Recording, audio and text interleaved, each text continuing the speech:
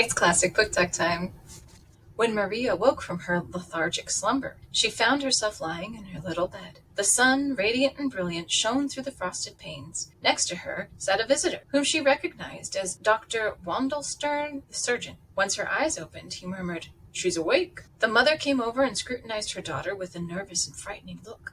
"Ah, dear mamma," little Marie exclaimed upon perceiving her, "have all those dreadful mice gone away? And was my poor Nutcracker saved?" "For heaven's sakes, my dear Marie, stop talking nonsense. I ask you, what do the mice have to do with Nutcracker? You naughty child, you scared us all half to death. And all this is what happens when you children get obstinate and disobedient. You played with your dolls here until late at night. You probably dozed off. And maybe you were frightened by a little mouse. Finally, in your terror, you banged your elbow against the cabinet mirror. The gash was so bad that when Dr. Wandelstern extracted the last remaining glass fragments, he warned us that you were risking cutting your artery and dying of the loss of blood. Thank God I woke. I don't know what time it was, but I remembered that I had left you in the salon. I entered it. Poor child, you were sprawled on the floor near the cabinet, and you were surrounded by a chaos of dolls. Clowns, punchinellos, lead soldiers, gingerbread men, and Francis hussars lay strewn around pell-mell. As for you, you were holding Nutcracker on your bleeding arm. But how come you removed your left shoe, which was only 2 or 3 steps away?" "Oh, mamma, mamma," replied Marie, still shuddering at the memory of all that, "you can see that these are the traces of the great battle that was fought here between the dolls and the mice. What terrified me was to see the victorious mice capturing poor Nutcracker, who was in command of the army of dolls. That was when I flung my shoe at Mouse King. I don't know anything that occurred after that." The surgeon blinked at the mother, who softly told Marie, "Forget about all that, my child, and calm down. All the mice have left, and little Nutcracker is in the mirror cabinet, joyful and healthy." The father entered the room in his turn and chatted with the surgeon for a long time. But of all that they said, Marie caught only one word: delirium. Marie guessed that they were skeptical about her story. Now that a new day was dawning, the little girl perfectly understood that they viewed everything that had happened to her as a fable. She didn't insist. She submitted to whatever they desired, for she was eager to visit poor Nutcracker. She knew that he had retreated from the free-for-all safe and sound, and for the moment, that was all she wished to know.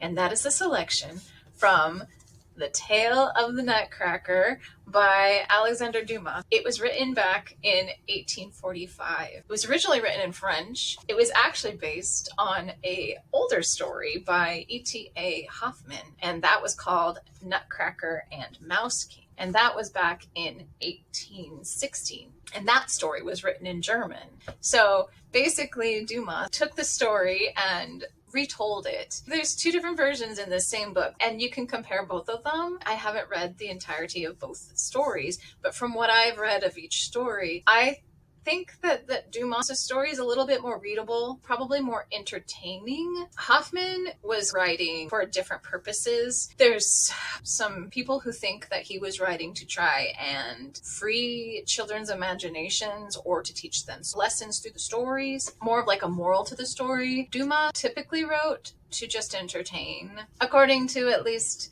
some of the scholarly discussion that's also included in this particular edition. I honestly really enjoyed reading the preface of Dumas's book as well. He kind of sets the scene by saying how he started to write the story, which may be a fictional tale as well. But he went to a Christmas party and there were a bunch of children there, including his own daughter. They were being super loud, and so he was playing with them for a while, and then he decided to leave to go get some time to reflect, basically, and he fell asleep. And when he woke, they had tied him to the chair, the children had. And then they demanded that basically he tell them a story. And then this is the story that he told. It's kind of charming, is a little bit more charming than the German version. I read some of that as well. I mean, these are in English, so their translations might be part of the problem, but it's kind of stilted. The German story is a little bit more stilted. It also seems to be a little bit more violent. I'm also mentally comparing it to the ballet. And if you've watched the ballet, it's based on these stories, but they have taken liberties as well. Just as every retelling tells a story a slightly different way. They all kind of borrow from the same plot lines, but the story kind of shifts a little bit what its purpose is with each retelling. But anyway, I just thought it was fun. Yeah, it's a little bit more of a children's story. I kind of enjoyed those as a teen. I don't know, maybe I was a weird teen. It's kind of fun to sort of relive that like childhood wonder sometimes as you get older. It changes the meaning of things. Like as a child, you'd pick up different aspects of the story you might enjoy. Like as you get older, you might pick up on the fact that there's some metaphors hidden in the stories a bit or morals. Anyway, I hope you give it a chance.